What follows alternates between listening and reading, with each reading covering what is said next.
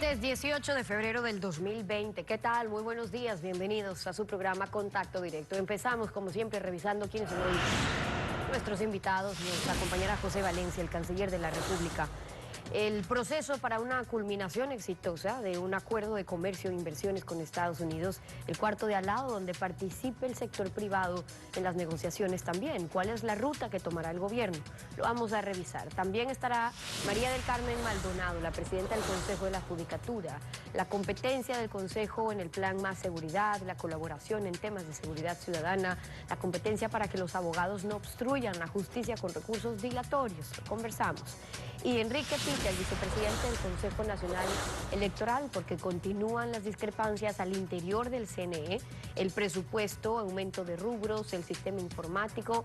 Ahora, ¿es extremo decir que peligran las elecciones o su transparencia? ¿Se repetirá lo mismo de los últimos años ahora con una mayoría pluripartidista? Lo vamos a conversar. Como basura considera la agencia Bloomberg los bonos soberanos del Ecuador que sean colocados en mercados internacionales. La analista crediticia Moody's redujo su calificación y esto tiene como efecto que cualquier emisión futura debería pagar intereses por encima de un 14%, encareciendo el financiamiento del déficit fiscal. Aquí un informe. Según Bloomberg, publicación especializada en temas económicos, los bonos ecuatorianos son los segundos peores del mundo de mercados emergentes luego de los del Líbano. El analista Alberto Acosta entiende que entre los motivos se encuentra la ausencia de certezas desde el sector político. Han visto cómo el Ecuador tiene dificultades para ajustarse y las dificultades para aprobar reformas estructurales en la Asamblea Nacional. Un paquete importante de reformas fueron rechazadas en octubre y tienen que ser vueltas a enviar en este año. La preocupación es que no haya los votos suficientes y que nuevamente sean rechazadas esas reformas y quedemos con reformas estructurales inconclusas. Bloomberg además señala que la caída del precio del petróleo y la baja calificación crediticia a los papeles ecuatorianos son motivos adicionales. La agencia calificadora de riesgos Moody's redujo la calificación de B3, es decir, de un bono basura, a CAA1. Y eso vuelve muy complejo que el país pueda volver a los mercados internacionales con una nueva emisión. En este momento, hacer nuevas colocaciones en el mercado internacional de capitales sería extremadamente costoso. Es decir, prácticamente se ha cerrado esa puerta porque todo este riesgo y esta incertidumbre política y que se sigue creciendo conforme nos acercamos a las elecciones, hace que los inversionistas digan, para prestarle al país yo exijo un rendimiento más alto. Es decir, reduce las opciones de financiamiento y encarece su costo. Acosta considera que si se hacen reformas en pos de limitar el gasto público y cambiar el rol del Banco Central, esto podría tener un impacto positivo en la calificación de los bonos, pero eso solo es una posibilidad. Un default o la moratoria del pago de la deuda tampoco está en los planes de nadie. Esas políticas ya vemos que no funcionan. Rafael Correa aplicó un default en 2008 y el resultado fue que desde ahí el costo del financiamiento es mucho más alto. Lo que debemos ser es responsables, poner en orden la economía y no tratar de nuevamente repetir la historia. Unos gobiernos se endeudan y el siguiente gobierno que viene dice yo no quiero pagar las deudas del gobierno anterior. Ecuador tiene 18.000 millones de dólares colocados en bonos según el Ministerio de Finanzas y después de Venezuela es el país que históricamente ha caído en más ocasiones en incumplimientos del pago de sus obligaciones. La actualidad, los protagonistas, el análisis y la información en Contacto Directo.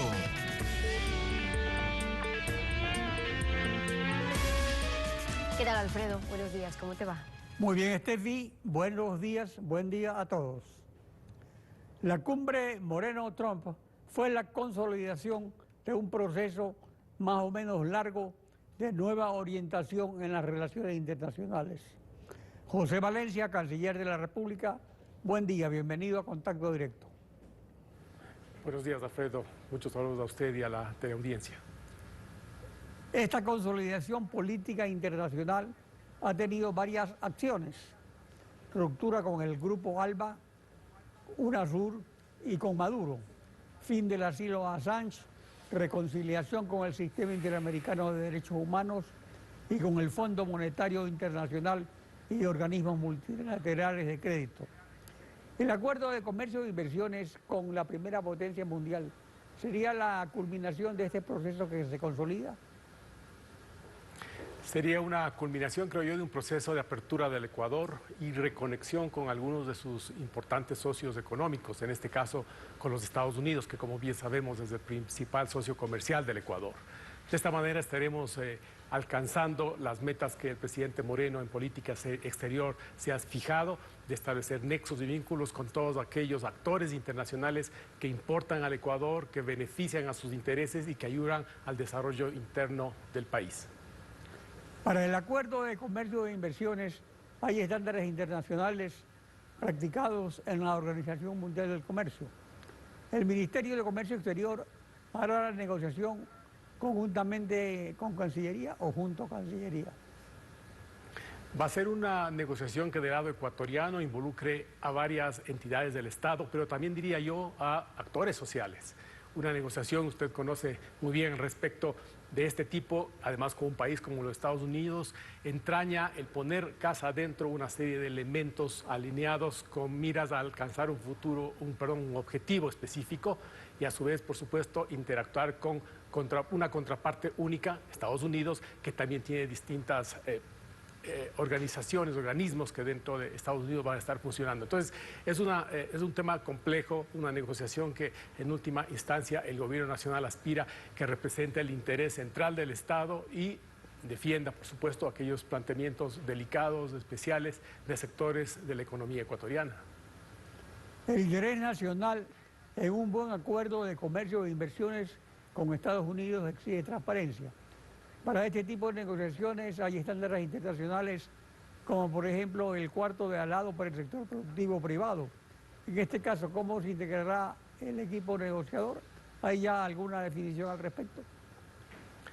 Aún no hay una específica definición, pero concuerdo con usted, no vamos a inventar nada nuevo.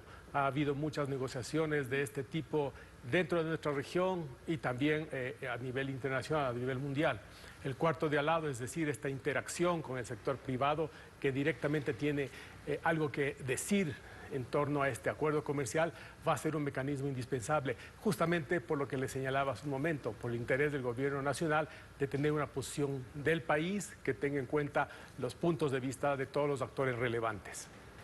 La transparencia es vital. Por ejemplo, Estados Unidos en la OMC, el USTR, representante comercial de Estados Unidos, publica la nómina de las corporaciones privadas que asesoran en el cuarto de al lado, indicando incluso sus aportes declarados a la campaña electoral del presidente. En la negociación del fracasado TLC hace 15 años, en Ecuador no hubo transparencia sobre los integrantes ni sobre las concesiones recíprocas y mercaderías y servicios. Cancillería estará a cargo de la transparencia.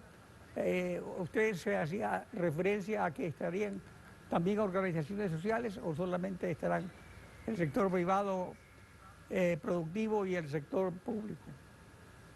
Sí, aun cuando en la parte técnica, por supuesto, el Ministerio de la Producción y Comercio Exterior será el que concentre la coordinación de las negociaciones. La Cancillería también estará tomando parte por ser, por supuesto, uno de las entidades del Estado que tiene algo que hacer y decir en materia de política exterior y de comercio exterior.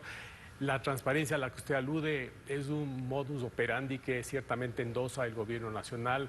Nosotros tenemos que aprender del pasado y tenemos que aprender buenas prácticas también, como las que usted menciona, que están establecidas con respecto a otros países. Eso facilita, por un lado, que los consensos que se llegue, que las posiciones comunes dentro del país tengan un respaldo más amplio, una base más sólida y que finalmente la capacidad de acción y de negociación del país con respecto a la otra contraparte se vea también más reforzada.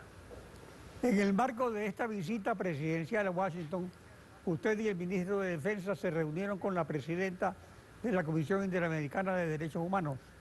¿Qué le pidieron que incluya en el informe final sobre la violencia en la protesta social de octubre?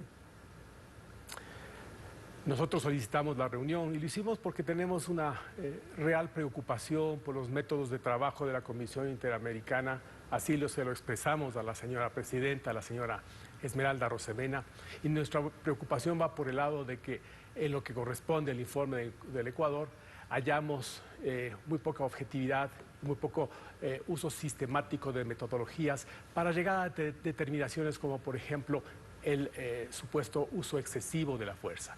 Un uso excesivo de la fuerza que nunca ocurrió, que en el contexto de manifestaciones violentas, donde incluso de acuerdo a protocolos internacionales el uso progresivo de la fuerza está autorizado, digo que sin ver ese contexto se emitió un juicio de valor que a nosotros nos parece y seguimos creyendo que es apresurado. Hicimos esas observaciones muy concretas sobre también plazos y otros procedimientos de trabajo de la CIDH, que en última instancia también apuntan a que la propia CIDH afine sus metodologías y pueda mantener una credibilidad y una acción objetiva en defensa de los derechos humanos que el Ecuador, por supuesto, que endosa. ¿Y qué receptividad hubo de parte de la presidenta de la comisión? Bueno, la presidenta nos manifestó, y digo nos manifestó porque también estuvo en la reunión el general Osvaldo Jarrín, ministro de Defensa Nacional, quien además es el coordinador para asuntos de seguridad del gabinete. Digo, ella tomó nota de nuestras propuestas, nos dijo que algunos planteamientos que había hecho el Ecuador habían sido recibidos de otros estados en la necesidad, una vez más, de ajustar esas metodologías de trabajo para darle más objetividad, para que sea más razonable, para que sea más marcada por argumentos y no solamente por juicios de valor que pueden ser subjetivos, como lo han sido en ciertas oportunidades, por parte de miembros de misiones de observación como la que vino al Ecuador. Pasando a otro tema, en el retorno de los estudiantes del Ecuador en China, ¿se ha observado rigurosamente los estándares internacionales de salud? En efecto, esa ha sido nuestra principal preocupación, una preocupación compartida con las autoridades chinas y ahora también con las autoridades ucranianas. La Organización Mundial de la Salud, la República Popular China y ahora el gobierno de Ucrania establecen una serie de protocolos, pasos, procedimientos que se deben respetar. El Ecuador, por supuesto, va a hacer lo mismo el momento en que los estudiantes terminen la cuarentena. Lo que buscamos con esto es, en primer lugar, proteger la vida de los propios estudiantes, cuidar el entorno también, evitar que ellos puedan ser de alguna forma objeto de o sujetos a riesgos de contagio en la salida de China y también establecer normas o acudir a normas y procedimientos que se han probado eficientes en la contención de este tipo de epidemias en circunstancias como la anotada, de traslado de personas de un punto a otro. José Valencia, canciller, gracias por acompañarnos en Contacto Directo. Muchas gracias también, Alfredo. Un buen día. Un buen día. Estefi. Nos vamos a una pausa y cuando regresemos estará María del Carmen Maldonado, la presidenta del Consejo de la Judicatura. La participación en el Plan Más Seguridad para Guayaquil, qué le corresponde a la justicia y las acciones legales sobre abogados que entorpecen los procesos. Manténgase en nuestra sintonía. Un espacio pluralista. Para ver Y escuchar, pese a que por un lado, a los protagonistas de la noticia. Contacto Directo. Con el análisis de los acontecimientos. Para que usted saque sus conclusiones. Contacto Directo. Más allá de la noticia. Con Alfredo Pino Argote y Stephanie Espín. Lenin Artieda y Samantha Mora. De lunes a viernes a las 7 de la mañana. Por Ecuavisa.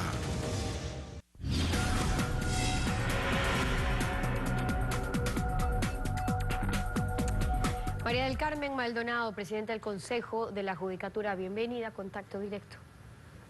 Muchísimas gracias, Steffi, y saludos a todos quienes nos escuchan. Buenos días también. Sobre temas de seguridad y a propósito de este problema de nunca acabar, delincuentes detenidos, luego valiéndose de la ley para poder salir o valiéndose de los jueces para salirse con la suya. Y sobre eso, ante la propuesta que han planteado también en Guayaquil para que haya una presión social contra los jueces, contra los fiscales, para señalar, para evidenciar a los jueces que dejan en libertad sin sustento a los delincuentes.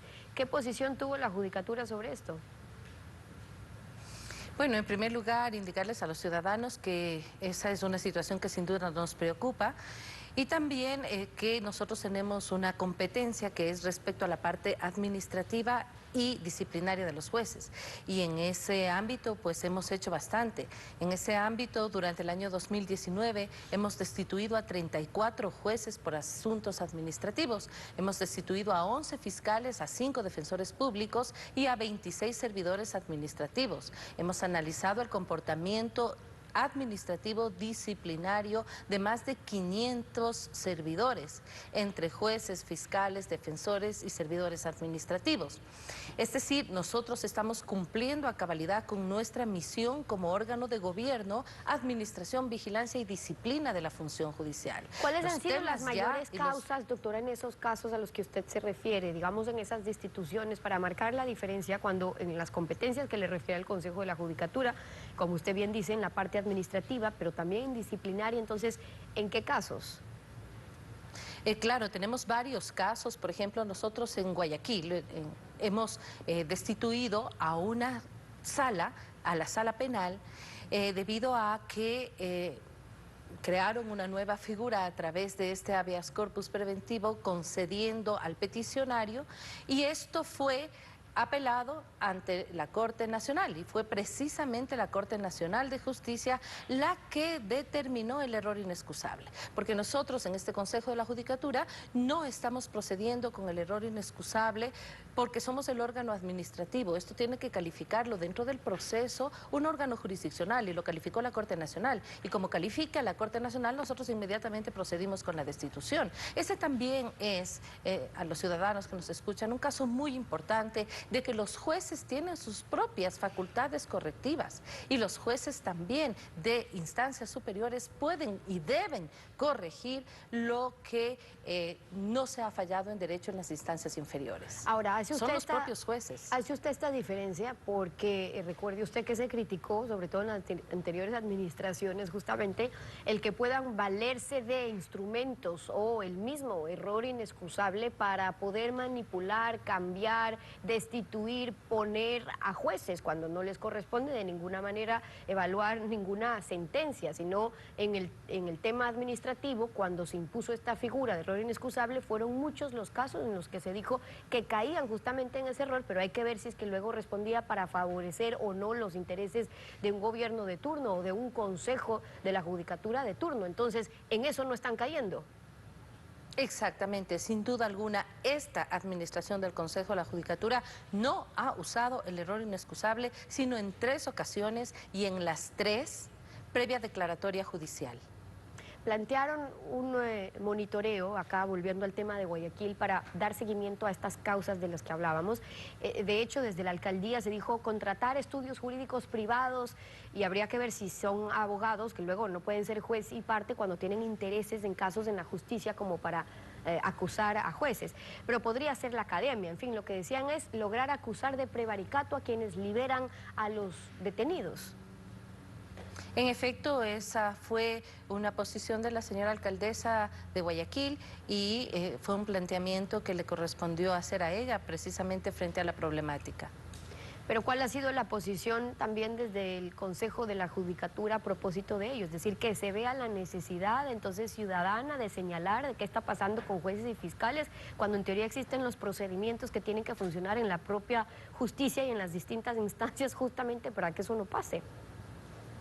La Constitución establece que las sentencias se emiten en nombre del pueblo soberano, con lo cual el pueblo soberano debe conocer de las sentencias, y le corresponderá entonces al juzgador ser responsable de sus decisiones. Estefi, aquí nosotros queremos hacer una puntualización muy importante para todos quienes nos escuchan. El Consejo de la Judicatura procura y trabaja por el acceso y el servicio de justicia. La administración de justicia es responsabilidad de cada juzgador ante el pueblo soberano. Pero habían señalado ustedes que en Guayaquil se han tenido que remover incluso a magistrados para evitar que cometan infracciones. ¿Infracciones como en cuáles casos es lo que más están encontrando? Bien, nosotros, además de las destituciones a las que me he referido y otras destituciones, también estamos aplicando la figura legal de los traslados administrativos. Es decir, justamente en un caso que planteó y nos convocó la misma señora alcaldesa de Guayaquil respecto a una jueza de flagrancia que dejó en libertad de manera indebida. Este es un tema jurisdiccional. No obstante, nosotros optamos por hacer traslados administrativos, es decir, sacar de las unidades de flagrancia, por ejemplo, y destinar a otra materia. De igual manera en el territorio, sacar de un lugar, de un cantón y pasar a otro cantón. Eso nos faculta la ley. El artículo 100 nos faculta perfectamente hacerlo y eso es lo que estamos haciendo, porque hemos evidenciado que se forman determinadas redes alrededor del juez, que puede involucrar al secretario, el ayudante y por supuesto los usuarios de justicia. Entonces nosotros estamos precisamente en Guayaquil rompiendo con eso. Hemos hecho traslados importantes en la unidad de San Borondón, hemos hecho traslados importantes en la unidad de flagrancia hacia otras unidades, en otras materias y en otros territorios. Eso en cuanto a los jueces, y están también los abogados con las medidas dilatorias que pueden entorpecer también todos los procesos. ¿Y ahí qué papel puede jugar la judicatura? Nosotros tenemos aquí, y muy bien usted lo precisa, Estefi, las dilaciones en los procesos no solamente son causadas por los jueces, son causadas precisamente por los abogados de las otras partes. Por ejemplo, en apelación, en cambio de defensor, en aclaración, en recusación. Nosotros tenemos aquí un cuadro que esas son las mayores razones de las dilaciones en los procesos, más no precisamente de los órganos jurisdiccionales. Aquí tenemos este cuadro donde nos da que el diferimiento de la audiencia es realmente muy poco considerable en los casos de dilación. Más tenemos estas otras actuaciones de la parte contraria que producen estas dilaciones. De ahí la importancia para que prosperen también las causas, para que no haya jueces que venden su alma al mejor pagador, más allá de la toga que han resuelto que ahora tienen que usar los jueces, que se imparta justicia, que sean independientes. Ahora, en cuanto a eso y los jueces, la presidenta de la Corte de Justicia ha planteado que los jueces nacionales no deberían ser evaluados por ser funcionarios que están ahí para un periodo fijo. ¿Qué dice la judicatura sobre eso? Nosotros hemos mantenido una posición firme ante la Asamblea Nacional y ante la ciudadanía respecto a que la evaluación es un principio no solamente de la administración o de la función judicial, sino además de toda la administración pública. La evaluación debe permanecer. La evaluación es un mandato que nos entrega la Constitución de la República para todos los servidores de la función judicial, que además incluye a los jueces de la Corte Nacional.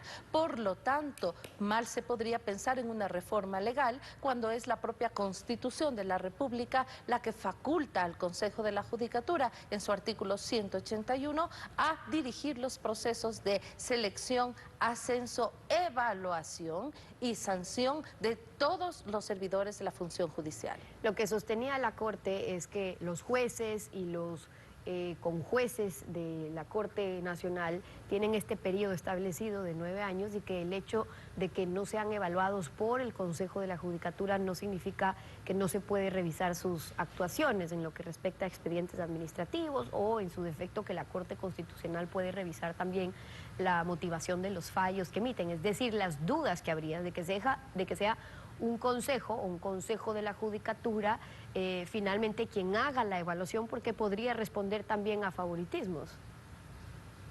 Sí, pero eso se dice ahora, no se dice hace muchos años cuando el mismo órgano que designó a la Corte Nacional fue el que los evaluó.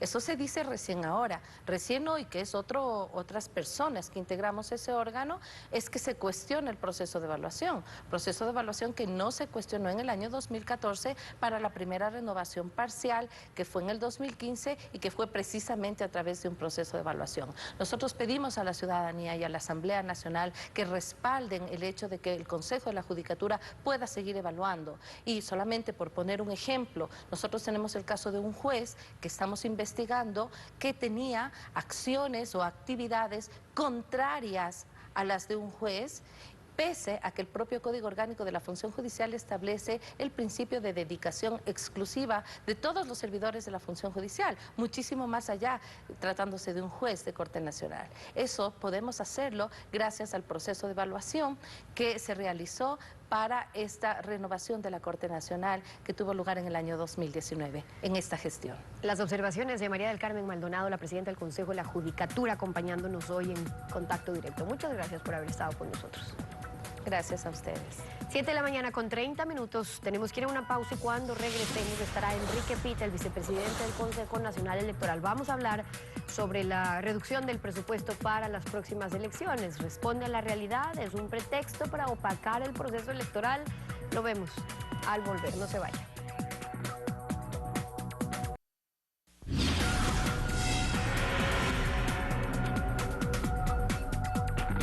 En el Consejo Nacional Electoral continúan las discrepancias, como en todo organismo democrático, pero sigue imponiendo su voluntad la mayoría PSC, Alianza País Pachacutic. Enrique Pita, vicepresidente del CNE, buen día, bienvenido a Contacto Directo. Buenos días, un saludo cordial para usted y la audiencia. En la Comisión de Fiscalización quedó claro que la mayoría manda. En consecuencia, las actuaciones de la presidenta del CNE están sujetas a esa mayoría. Por tanto, estas continuarán en las próximas elecciones. ¿La mayoría de 4 en lugar de 3 solucionaría el problema o este recae en las acciones indebidas que incluso dejaron pintado en la pared al Tribunal Contencioso Electoral? Yo fui parte de lo que era el Tribunal Supremo Electoral cuando existían los tribunales provinciales electorales y 7 representantes de las organizaciones políticas más votadas éramos los que integrábamos, no solamente a nivel del órgano superior, sino también de los órganos provinciales.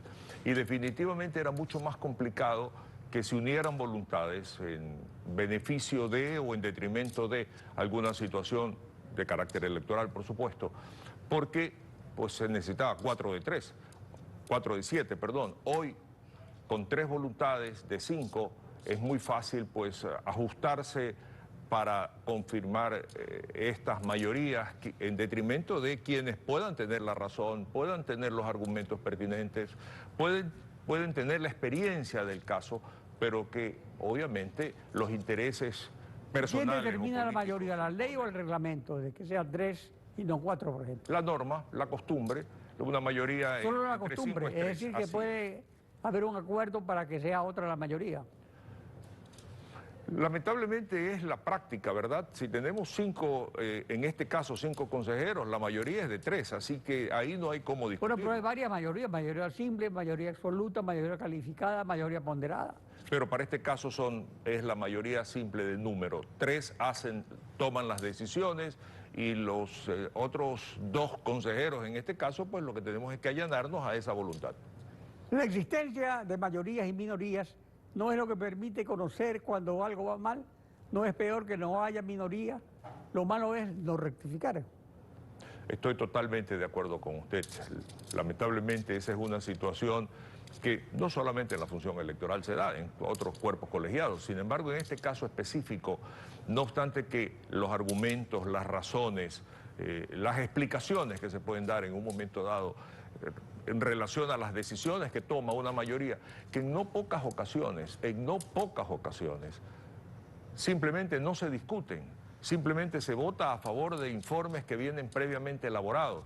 Sobre la base incluso de las decisiones se toman sobre reuniones previas de estas 3 voluntades en detrimento de las otras 2 voluntades también, opiniones que pueden tener mucho peso, mucha razón, pero que en definitiva hay veces resulta total y absolutamente inexplicable por qué se dan las cosas como se dan en el Consejo Nacional. Bueno, igual que la Asamblea.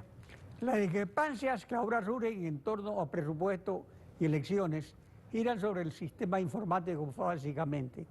¿Se lo va a auditar o a renovar? Hay varios aspectos dentro de ese presupuesto, pero este que usted menciona es uno. La Presidenta y su colega de mayoría, el consejero Cabrera, insisten en reponer todo el equipo informático de la institución. Primero, como argumento, hablan de informes de Contraloría. Hemos revisado, en ninguna parte hay un informe de Contraloría que diga hay que cambiar equipos.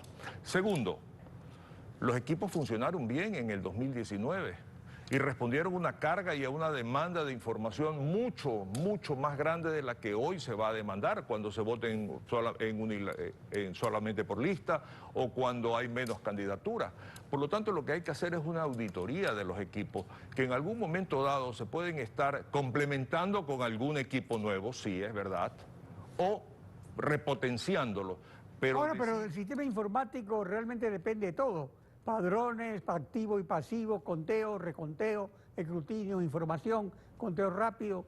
Independientemente de que sea uno nuevo el equipo o el mismo, su reconfiguración es básica por su configuración. ¿Se va a hacer? ¿Quién lo hará? ¿Qué vigilancia habrá para que haya corrección? Bueno, es algo que se está trabajando, pero mire usted, recién en la semana pasada se ha concluido el programa estratégico informático. Por lo tanto, recién se están comenzando a dar los primeros pasos para diseño. Y ahí me preocupa mucho cuando hay convenios que se están suscribiendo, obviamente bajo responsabilidad exclusiva de la señora Presidente, con el con la Universidad del Ejército, con organismos internacionales, con la academia, para efecto de trabajar en conjunto en el tema informático de la institución. Se pierde la autonomía, se pierde la autoridad. ¿A quién le vamos a echar la culpa en un momento dado si después hay algún tipo de problema? Esto es como la mayonesa, muchos más nos la cortan.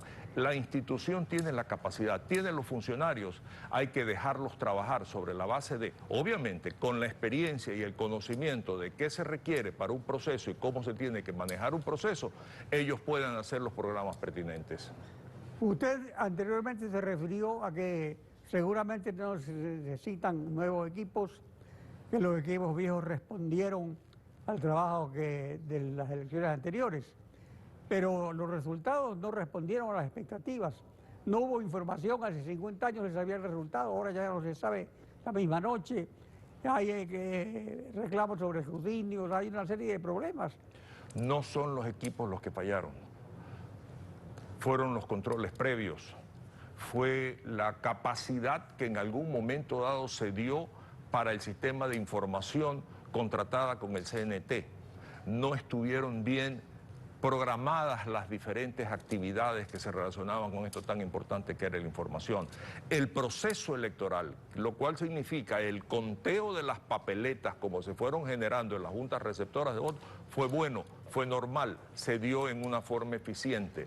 Por lo tanto, no podemos nosotros desechar equipos que funcionaron correctamente. Y el argumento aquel, perdónenme que insiste en aquello, de que alcanzaron su vida útil ya para desecharlos, hay repotenciación, hay la posibilidad de tener equipos alternos, o hay la posibilidad también de diversificar un poco más en los equipos que tenemos toda la información. Yo insisto en aquello. Hay que hacer una auditoría, no se puede hablar de comprar equipos nuevos sin haber terminado o haber realizado. Ahí sí, ¿y por qué digo ahí sí? Porque ahí sí es necesario contar posiblemente con experiencia de gente que sepa de infraestructura informática, no de programación informática, infraestructura, que es de lo que estamos hablando en este momento. Ahora, en resumen, ¿cuántos rubros se incrementan innecesariamente en lo que prevé el Consejo Electoral o la mayoría del Consejo Nacional? Tenemos el tema de papeletas, que yo cuestiono el hecho de que la contratación exclusiva con solamente el Instituto Geográfico Militar nos expone a que tenemos que subordinarnos a un precio. Tenemos que reconocer que ellos nos dan la seguridad, pero esa seguridad se la pueden dar también si la empresa privada lo hace. Tenemos el tema, mire usted, el tema de difusión y el tema de publicaciones y el tema de preparación de productos comunicacionales. En el Consejo Nacional Electoral tenemos un departamento de comunicación con 40 personas y sin embargo hay un presupuesto de varios millones de dólares para producir todos estos productos comunicacionales. Yo no me lo explico. Si tenemos tantas personas y la capacidad existe y para eso están, ¿por qué tenemos nosotros que tercerizar y gastar dinero afuera? Esos son los temas que más nos preocupan y sobre los cuales estamos insistiendo. Y sobre esas afirmaciones que usted y el consejero Verdesoto presentan al Consejo, ¿alguna vez le han hecho caso? ¿Lo han tomado en cuenta? Realmente muy pocas.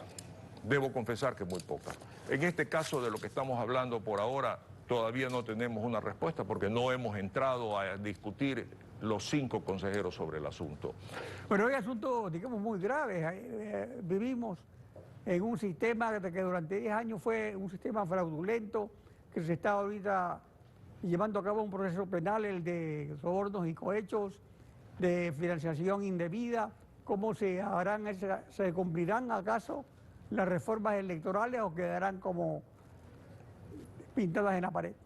Para eso se necesita la participación de las organizaciones políticas a través de los consejos consultivos y las auditorías del sistema informático. Y sin embargo, en la programación que se ha realizado, que se presenta y que existe hoy día y que todavía no se aprueba, no se incluye esto que se llama consejos consultivos de organizaciones políticas, que serían los vigilantes. Esto es grave. Y esto todas las organizaciones, porque siempre se impugna lo que usted dice y siento que usted habla como delegado de Creo. Pero no solo a nombre de uno, seguramente. No, permítame corregirle, no hablo como delegado, creo. Yo hablo de una institución que tiene que ser implementada nacional y provincialmente por las organizaciones políticas que se interesen para ir a mirar de cerca y por de adentro. Esto es importante y fundamental, el poder hacer este tema de auditorías del sistema informático por parte de la... Bueno, y para concluir, un asunto que mucho preocupa a la ciudadanía porque es el contacto que hay con la ciudadanía. ¿Habrá conteo rápido, que en los últimos años ha sido un fraude? Permítame decirle que esta es otra de mis preocupaciones. No está incluido ni en el presupuesto ni en la programación que hemos recibido hasta la semana pasada nada respecto a esto. Y conteo rápido es una herramienta de carácter fundamental para la transparencia del proceso. Es una omisión gravísima. Enrique Pita, vicepresidente del CNE, gracias por participar en Contacto Directo. A sus órdenes siempre. Estefi. Así concluimos esta emisión. A ustedes también gracias, su confianza y sintonía. Nos volvemos a encontrar mañana, Alfredo. Mañana continuamos en Contacto Directo, rayando esta información. Buenos días.